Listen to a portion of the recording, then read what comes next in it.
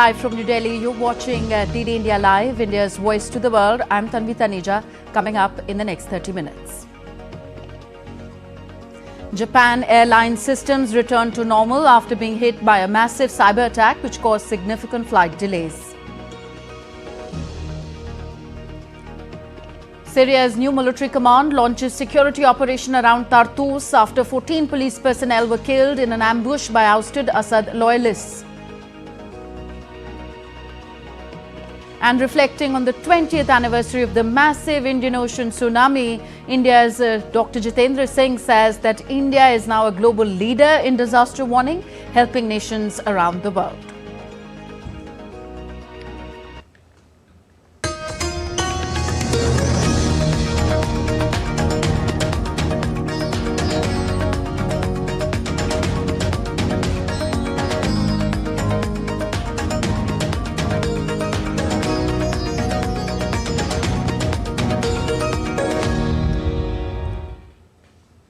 Japan Airlines systems returned to normal with same-day ticket sales resuming after a cyber attack delayed some domestic and international flights.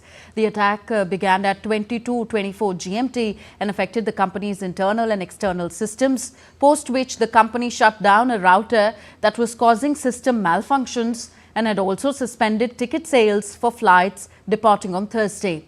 No customer information was leaked, however, the company said, and it suffered no damage from computer viruses. All Nippon Airways or ANA, Japan's other major air carrier, saw no signs of an attack on its systems.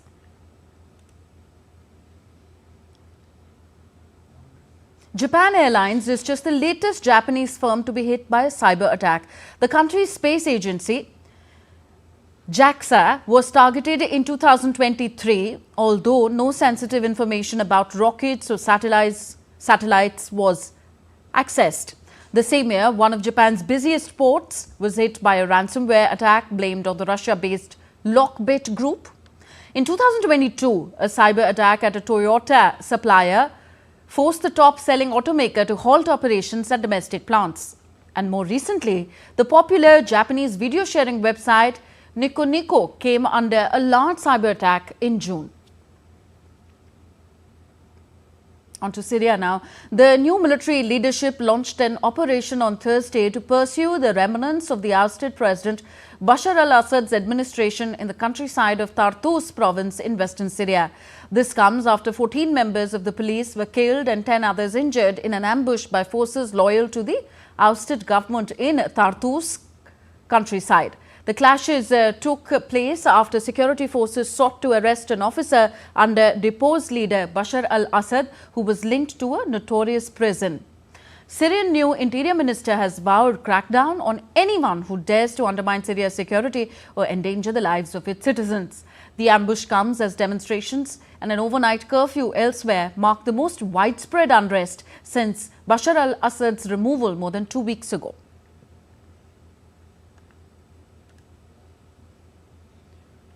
In the changing scenario in Syria, neighbors now hope for better and secured relations in the post-Assad era.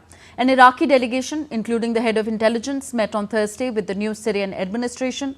The two sides discussed developments in Syria and the needs for security and stability along their shared borders. While Lebanon, in its first official message to the new administration in Damascus, said that it was looking forward to having the best neighborly relations with Syria. Lebanese Foreign Minister Abdullah Bou Habib passed the message to his Syrian counterpart Asad Hassan al-Shibani in a phone call.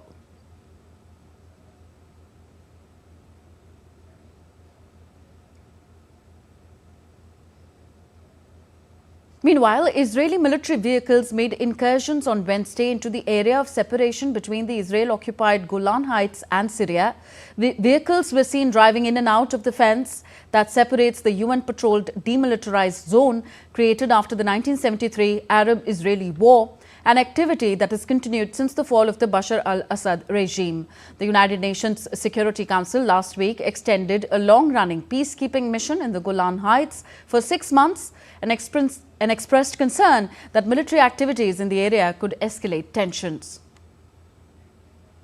In another update, Israel and Hamas are trading blame over their failure to conclude a ceasefire agreement despite progress reported by both sides in the past days. Hamas said that Israel had laid down further conditions, while Israeli Prime Minister Benjamin Netanyahu accused the group of going back on understandings already reached.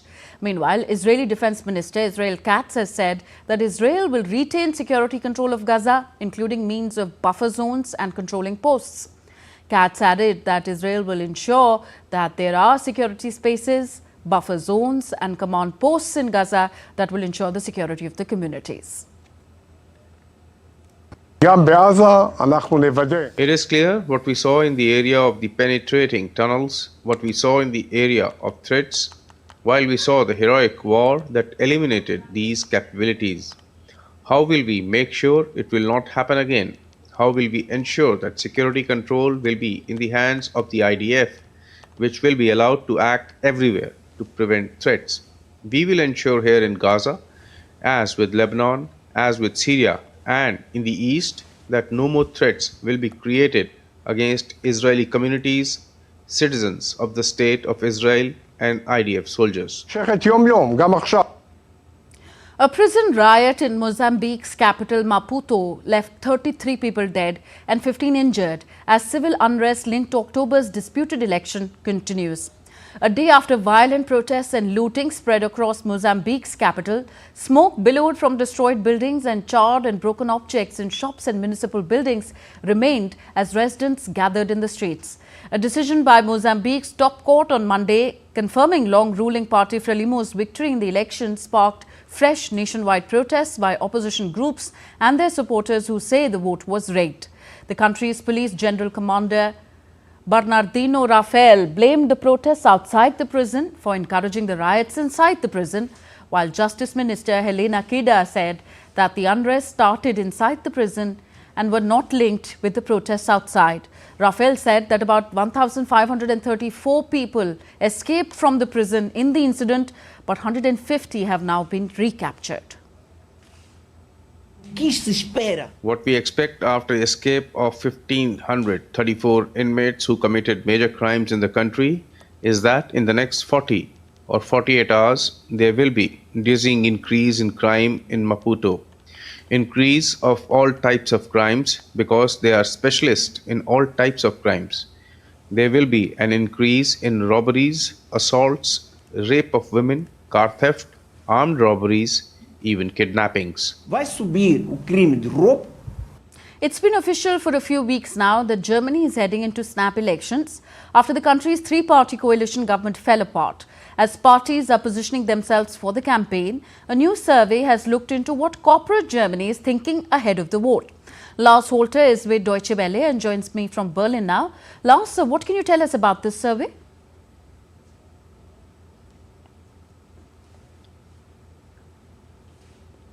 Thanks for having me. Well, there's a few interesting aspects here for sure. Germany, as we've been reporting for a while, has had a few rough years. The country used to be the engine of the European economy and one of the driving forces for business in the EU, but it's fallen. It's become the sick man of Europe. 2 years of dipping in and out of recession. Some of Germany's most important industries and many of the country's best known companies are in crisis. So the economy is obviously playing a major role as we're heading into this election, which is scheduled for the end of February, by the way. So there's still some time to look further into details. But the Handelsblatt business paper has asked CEOs and other high-ranking managers for their take. And they started it off by asking about their emotions. Now, shockingly, the top 3 emotions checked were uncertainty, which 41% of respondents feel, anger with 31%, and a loss of power and control with 28%. Only in 4th place, with around a quarter of managers checking that box, is hope or optimism. So clearly negative emotions are overwhelming in the German business community. Not entirely surprising considering this economic situation we have right now, but it's certainly worrisome. And how do these numbers translate into political opinions, Lars?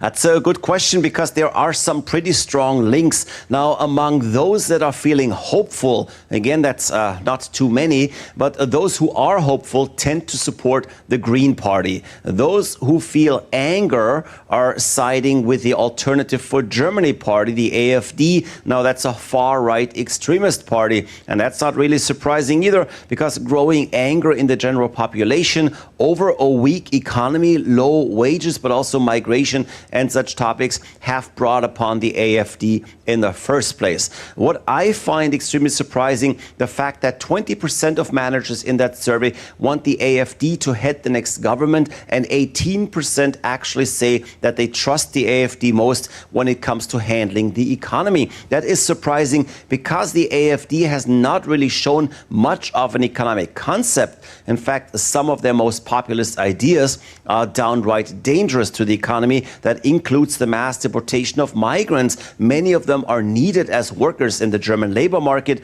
And in fact, we're looking for more migrants to come here, especially skilled laborers, to strengthen some sectors of the economy that urgently need help. And having a strong right-wing extremist party most certainly wouldn't help with that.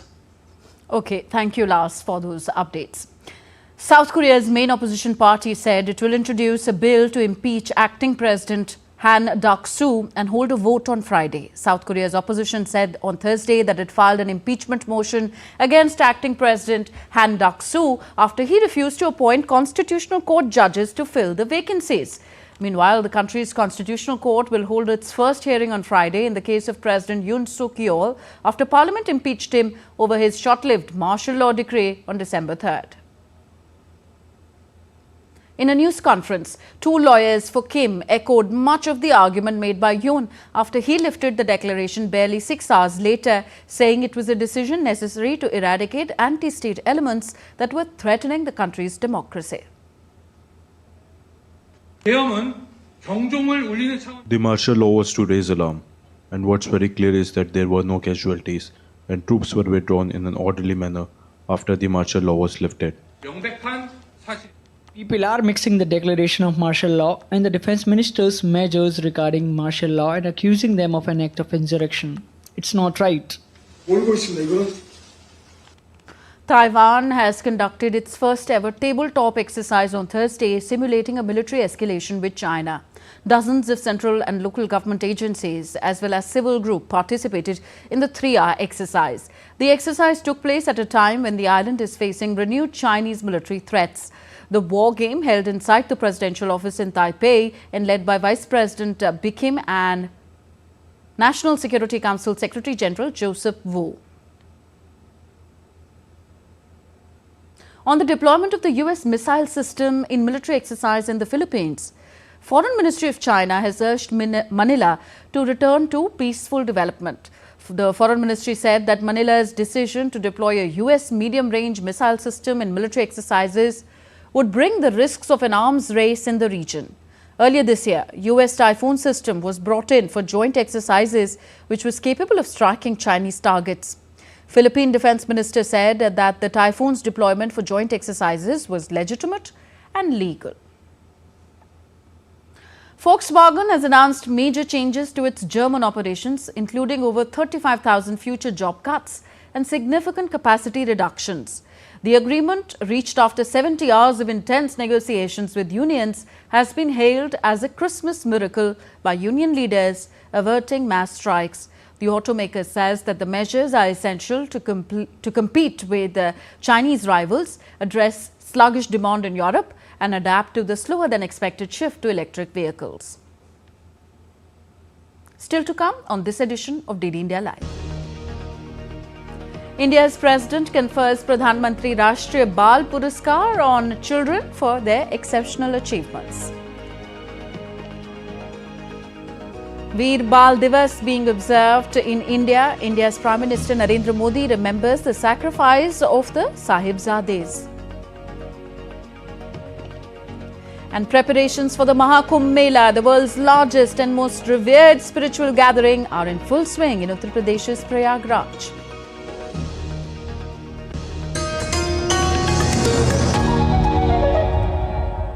December 26, 2004, a devastating earthquake off the coast of Indonesia triggered a tsunami that swept across the Indian Ocean.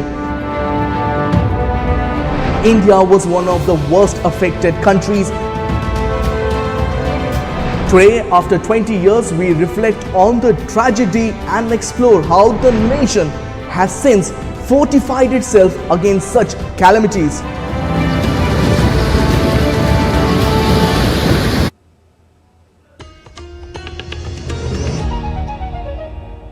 Welcome back. You're watching DD India Live. I am Tanvi Taneja. It's been 2 decades since the 2004 tsunami struck on this day, when the world woke to one of the deadliest natural disasters in modern history.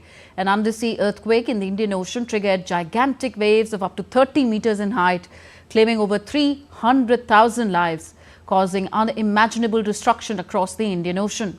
Within 2 hours of the quake, killer waves reached India, Sri Lanka, Indonesia and Thailand. An hour later, Maldives, and 7 hours later, it hit Mauritius and the east coast of Africa. Effects were even felt in North America and Antarctica as well. India was amongst the hardest hit regions, particularly the Andaman and Nicobar Islands. The tsunami also caused considerable destructions along the coastline of Tamil Nadu, Puducherry, Kerala and Andhra Pradesh, the South Indian states.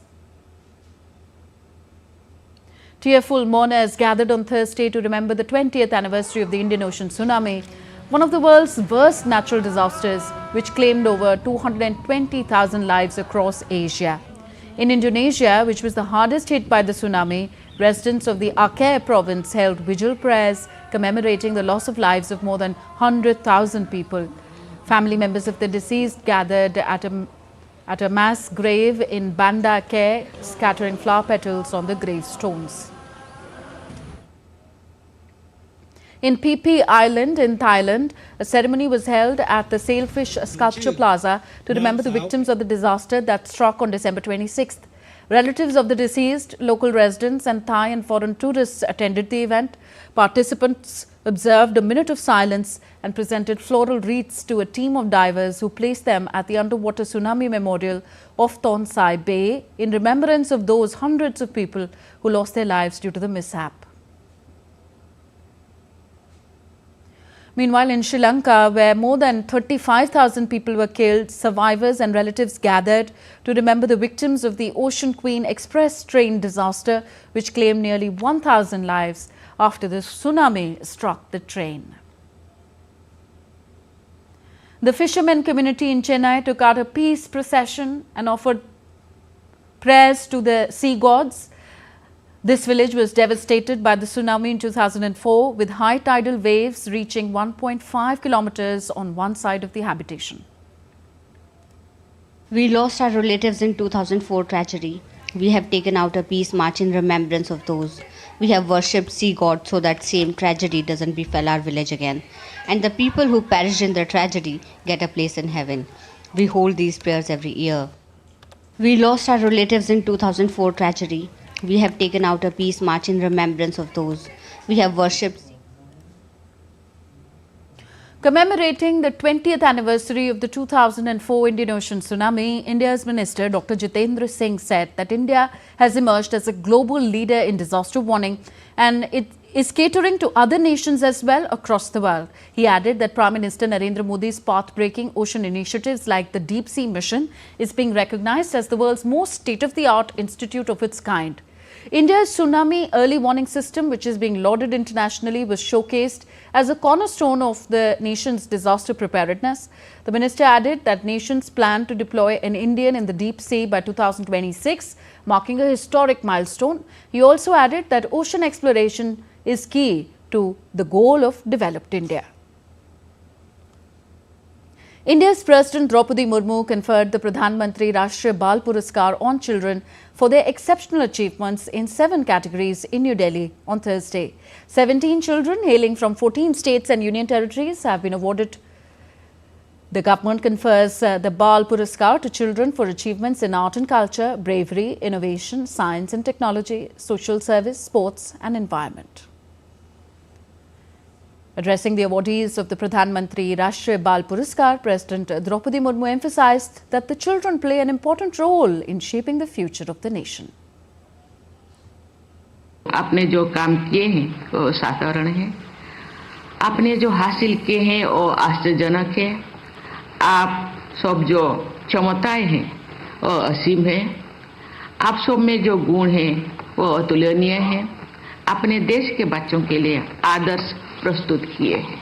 आप जैसे बच्चों की उपलब्धियां ही भारत को उन्नति के शिखर पर ले जाएगी, ये मेरा विश्वास है। वर्ष 2047 में जब हम स्वाधीनता की शताब्दी मनाएंगे तो आज के पुरस्कार विजेता लगभग 25 से 40 वर्ष आयु के प्रबुद्ध नागरिक रहेंगे। ऐसे प्रभावशाली India is observing Veer Bal Divas today, marking the martyrdom of Shri Guru Gobind Singh's sons, the Sahibzades Baba Zorawar Singh Ji and Baba Fateh Singh Ji. Remembering the immortal sacrifices of the Veer Sahibzade, Prime Minister Narendra Modi attended a cultural program at Bharat Mandapam in New Delhi. Prime Minister Modi later interacted with the children who had given the cultural performances on the occasion of the Veer Bal Divas.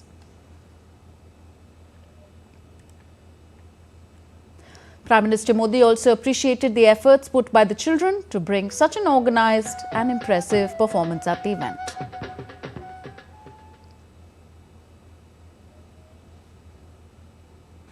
Prime Minister Modi also launched the Suposhit Gram Panchayat scheme, which aims at improving the nutritional outcomes and well-being by strengthening implementation of nutrition related services and by ensuring active community participation. साथियों, समय हर देश के युवा को अपने देश का भाग्य बदलने का मौका देता है। एक ऐसा कालखंड जब देश के युवा अपने साहस से, अपने सामर्थ्य से देश का कायाकल्प कर सकते हैं। देश ने आजादी की लड़ाई के समय देखा है, भारत के युवाओं ने तब विदेशी सत्ता का घमंड तोड़ दिया था। जो लक्ष्य तब के युवाओं ने तय किया वो उसे प्राप्त करके ही रहे। अब आज के युवाओं के सामने भी विकसित भारत का लक्ष्य है। Preparations for the Maha Kumbh Mela, the world's largest and most revered spiritual gathering, are in full swing in Uttar Pradesh's Prayagraj. Besides rivers, a makeshift city is being built to host millions of pilgrims and visitors from across the globe. It is estimated that around 400 million pilgrims, more than the combined population of the United States and Canada, will be visiting during the 6-week-long Maha Kumbh Mela. The sacred pilgrimage is celebrated 4 times over the course of 12 years at the site where the holy Ganges, the Yamuna and the Saraswati rivers meet. But this edition from January 13th to February 26th is expected to be a mega draw, as it is set to coincide with the special alignment of the planets. Now let's take a look at the preparations for the Maha Kumbh 2025. The upcoming Maha Kumbh Mela, one of the largest Kumbh Mela to be held so far at Prayagraj in Uttar Pradesh, is expected to attract 400 million pilgrims and more. The Maha Kumbh will begin on January 13, 2025 and culminate on February 26th. The Mela venue covers an area of 4,000 hectares, which is about 2/3 the area of Manhattan in the United States. Special planetary alignment makes this edition highly auspicious for pilgrims and all those who wish to take a dip in the holy Sangam. 150,000 toilets have been built by the local administration for the ease of pilgrims. 68,000 LED lighting poles have also been erected to ensure proper lighting throughout the Mela area. Community kitchens have been set up at various locations in the Mela zone, each with the capacity to serve at least 50,000 people at a given time. According to the government data, 240 million pilgrims visited the 2019 Ardh Kumbh, an event of great spiritual and religious importance. The 2025 edition, being a Maha Kumbh, has much larger significance in many aspects. It will be the largest human gathering ever in any religious event.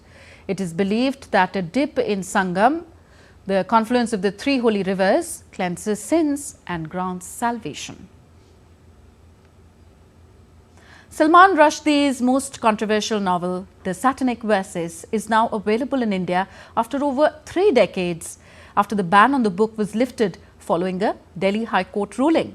India banned the Satanic Versus in 1988. DD India's Siddharth Bhardwaj reports.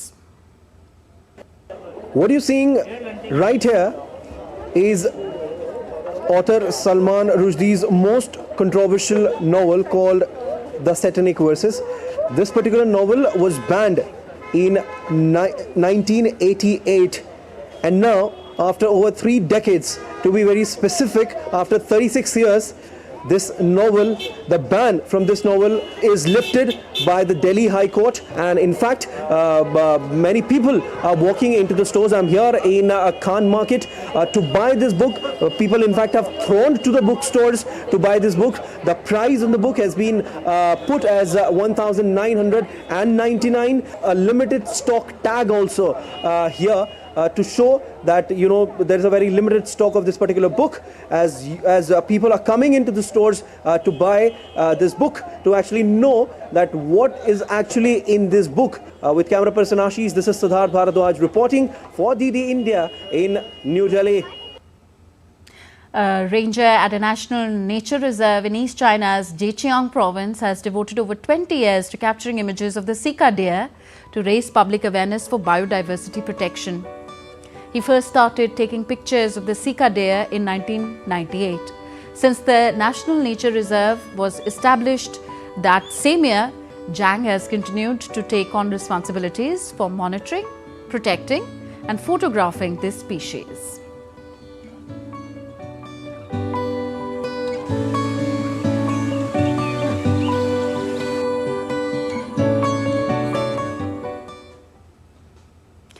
That's it in this broadcast. But before we go, India's public broadcaster Prasar Bharati has recently launched Waves, entering the field of OTT platform. Waves provides a complete infotainment ecosystem to digital media and OTT audiences.